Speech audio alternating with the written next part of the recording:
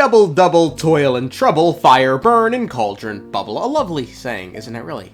Takes you back. I wonder why it's stuck with us all, and if you don't know that saying, you're either too young or a goldfish. In either case, we accept you here, because we accept all. Who's we? Well, me amigos, would you look at the date? It's the 4th of July, meant for celebrating the ideals we hold dear and near to our hearts. The 3 C's are what they're called, I believe. Containment, complacency, and compliance. God bless Fanes and the United States of Celestia. You like Ike, I like Ike, everybody likes Ike for president. Hang up the banner, beat the drum, we'll take Ike to Washington, we'll take Ike to Washington. Now is the time for all good Americans to come to the aid of their country. We don't care what you look like, who you worship, who you love. We have been honed into a machine of lethal moving parts that you would be wise to avoid if you know what's good for you. We've seen war. We don't want war. But if you want war with the United States of America, there's one thing I could promise you, so help me God. Someone else will raise your sons and daughters.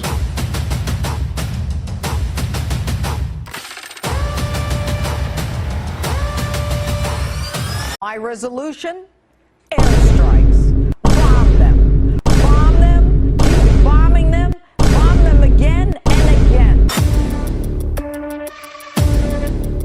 Ah, the Hexenzirkel, a group we are slowly but surely coming to understand more of bit by bit. As a matter of fact, the whole witching world in teyvat seems to have taken on a life of its own. I mean, dancing around a bonfire, sacrifices, familiars, good lord, good gravy. Those Western witches, man, not to be trifled with. Although despite witches seemingly once having a thriving little society of their own with witch schools and witch festivals, we've only met one witch who didn't even attend the witch school, well, that we know of. However, what's interesting about Lisa is that she called herself the Witch of Purple Rose, which is interesting given we just found out that in order to truly become a witch, one must obtain their witch's license from, well, presumably the witch school. Yet we've no mention of this from Lisa. Could be she did go to this witch's school but can't discuss it with us outsiders, or she's a witch in the same way a chiropractor is a doctor. She went to Sumeru Academia. How unfortunate. I guess there's Mona too, who's the student of a witch, although the interaction with her regarding Barbeloth doesn't really help to paint Barbeloth in this all-powerful picture one would imagine her to be. My name means Mona the Great Astrologist. As for the old hag, hers is, in plain speech, the thrice-as-great Scholar of the Stars. Just take it as a title specific to astrologists. Thrice-as-great? That's so petty. I know, right? That's just how she is. She used to call herself Magistus, actually, but when she took me in, she changed her name to Trismegistus. In any case, given this whole witching world was said to be in the westernmost part of the magic continents, around Natlan is where we could start tallying up a sizable witch body count with, good god, that made me sound like a hunter of old.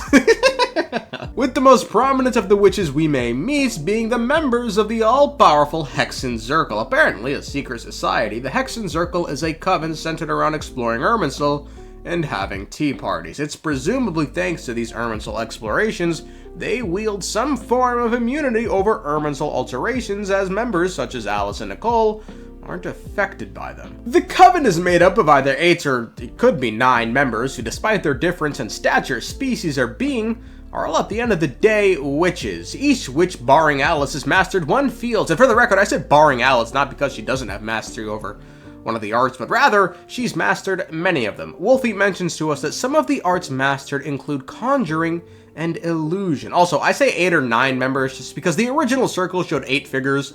The new one we get following the completion of Act 8 in the Imaginarium Theater seemingly shows 9, with each member being represented by an icon, although one I'm assuming isn't actually an icon representing a member, just because the seating arrangement, once again, only shows 8 seats. Also, how broken is Arlecchino, my nigga? Holy moly, it's just been the bitches everywhere, bro. She's in all the spots.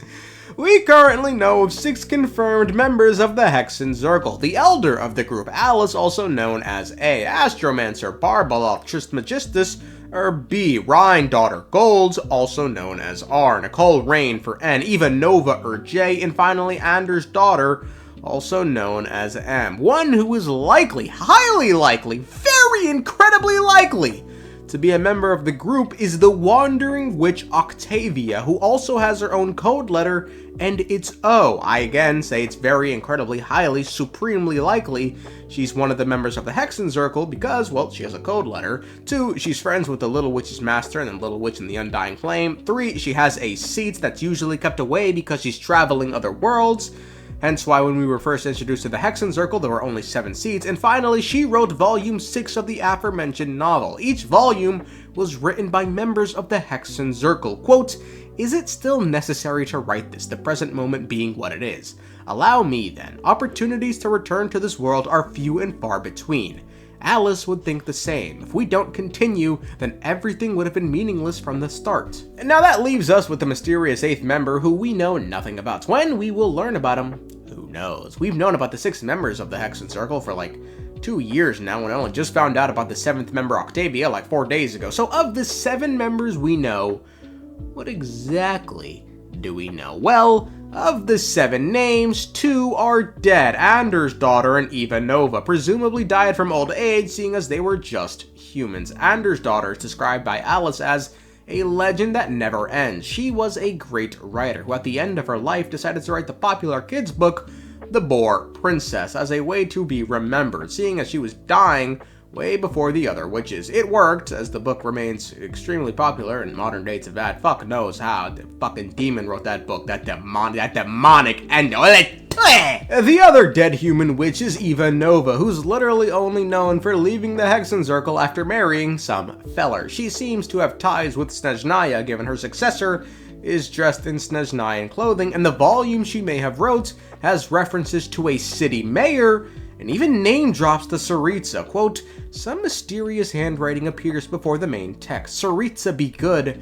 How are there this many unresolved plot threads? Please have mercy on these old bones, would ya?"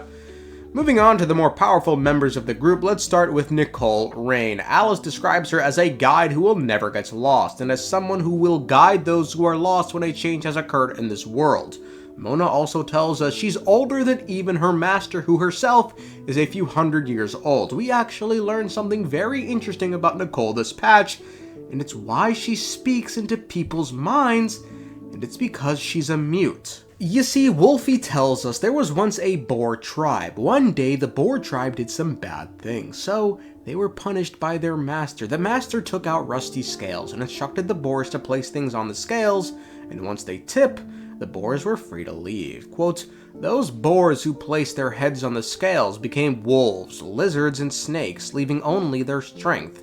Those who offered their muscles became rabbits, leaping 3 paces to a bound, instinctively guiding people to treasure. But there was one boar who placed things evenly on both sides, until the rusted scale broke right down the middle. And so she became a mute person, for she had placed her voice upon the scales as well. She is also a friend of Madame Mage, and I hear she likes to speak in people's heads." Now what's interesting is if you look at this story from just the right angle, employ an incredible amount of confirmation bias, and ignore the things that don't fit with your facts, it can be an allegory for the downfall of the Zealy race, another group who's known to guide people towards treasures. Aside from Alice, Nicole is the only other member of the Hexenzirkel we've interacted with, and both times it was to guide us. The first was when the Traveler noticed the vase was still broken even after Scarapanchamanch erased himself from history. To the Traveler, this should have been impossible, given the vase was only broken after Paimon bumped into it after talking about Scaramouche. It was then Nicole who came to us and offered us guidance. Our second interaction with Nicole is even more interesting than the first, as it may have offered us some clues as to who she is. You're the voice we heard from the sky in Sumeru.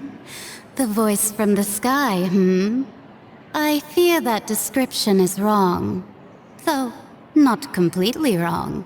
Well, this is interesting. By voice in the sky, Nicole might be referencing Celestia, but she indicates she has nothing to do with them. However, she clarified that description is not completely wrong. Nicole is someone who is old, someone who loves guiding, sorta like a Zealy, and someone who might have some connection to the sky. I wonder if there was a connection of the sky amongst the Zealy race.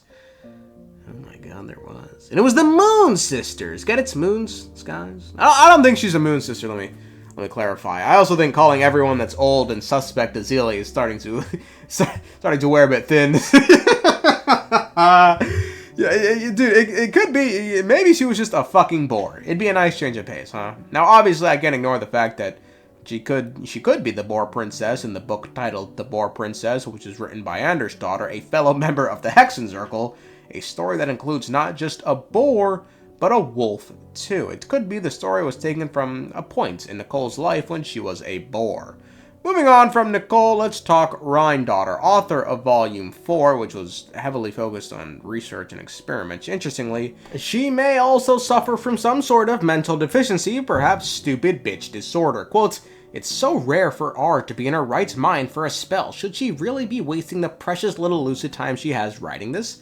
Don't worry, for a witch, this is the most important thing. Described as a flower not of this world, Rhinedottir is a mage from Conria, who is the only person in teyvat to have mastered the arts of chemia, which is an alchemical art focused on the creation of life. With it, she created many children, including Rift Wolves, Durin, the Albedos, and the Golden Wolf Lord, and probably Elinos. It was following the disaster in Conria, she created Albedo, found the heart of Naberius with him, and then left, telling him to find Alice and uncover the meaning of this world. She has not been heard from since then. Rhinedottir is also known as one of the 5 great sinners of Conria. Due to her seizing the power of the Abyss and being in possession of world-shattering power, she turned her back on Conria and left it to burn when the cataclysm struck. This amount of power could very well have been the thing that fried her mind, but we have no clue when this book was written, so it could be she was always cuckoo for Cocoa Puffs. Next, we have the astromancer Barbeloth Trismegistus, who's another powerful mage who's also a visionary. In teyvat, a visionary is someone who can read the fate of the entire world, and so far we only know of 2, Barbeloth and Dane's brother, Vetterfulnir. Aside from this, not much is known about her. She's rivals with Alice, although in a friendly sort of way, just because she did pick out Klee's hat for her. Again, this is all we know about her. We do not know about you. Anyway, the head of the Hexenzirkel is Alice, Klee's mother, presumably the most powerful witch in the group, Alice, and even the world.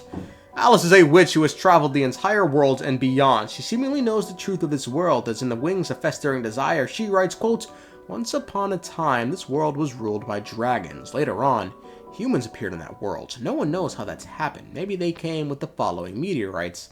Who knows?" Whether she actually doesn't know or simply doesn't want to tell Klee about the war of old is up for debates, but knowing that humans aren't native to this world already speaks volumes. Although I should point out, it seems like all the witches know the fucking truth. Rhinedottir knows the truth. I'm sure Barbeloth knows the truth. All these niggas don't fucking... Ain't shit a secret to these niggas, bro. Alice is currently on a mission to strengthen teyvat's borders as they've grown weak. And given we now know the cosmos is dying and there's an apocalypse brewing on the horizon, these could be the reasons why she's taken an extended leave of absence. Alice's age is unknown, but she's old enough to mock Miko and call her that little kitsune girl, despite the fact that Miko is over 500 years old. And last but not least of the Hexenzirkel, there's Octavia, a wandering witch. Quote, "Her home had been destroyed, but as she lacked the courage to fight back, she had taken up a life of eternal wandering. She had seen many worlds and had told the little witch many tales about the sky beyond the sky. Octavia is someone who's very rarely on teyvat thanks to her constantly being off-world, and in her most recent travels, she discovered something horrifying. Quote, "The entire cosmos is going to die soon. Things peaked but not long ago and are about to go south very fast. Many stars across the cosmos have gone out. I do not know how much time is left." Aside from her bio sounding very similar to the Travelers, there doesn't appear to be a connection. This is all we have regarding the 7 of 8 the members of the Hexenzirkel. Now, still, we're missing 1, 2, probably 1. We're missing 1. I'm going to stick with 1. All right, if I'm wrong, I'm wrong. I think we're missing 1. But again, when we learn of them, blues. Clues.